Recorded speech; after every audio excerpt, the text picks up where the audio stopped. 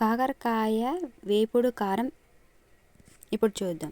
కాకరకాయలు కడుక్కొని చెక్ తీసుకొని ఇలా చిన్నగా కట్ చేసుకోవాలి. ప్యాన్ పెట్టి ఆయిల్ వేసుకొని ఆయిల్ వేడైన తర్వాతకి ఈ కట్ చేసుకున్న కాకరకాయని ఇలా వేసుకొని ఇలా గోల్డెన్ కలర్ వచ్చేంత వరకు మనం వేయించుకోవాలి.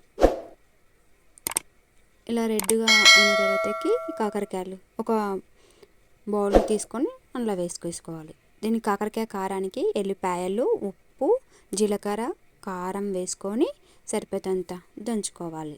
ఇలా దంచుకొని అది పోపు చేసుకోవాలి. ఆయిల్ వేసుకొని జీలకర్ర, కరివేపాకు, ఈ దంచుకున్న కారం వేసుకొని ఇలా కలిపేసుకోవాలి. ఇంట్లోనే ఈ కాల్చుకున్న కాకరకాయ వేపులని ఈ కారం పొడిలో వేయాలి. ఇలా వేసుకొని ఇలా మొత్తం ముక్కలు పట్టేటట్టు కలుపుకోవాలి. కాకరకాయ కారం రెడీ.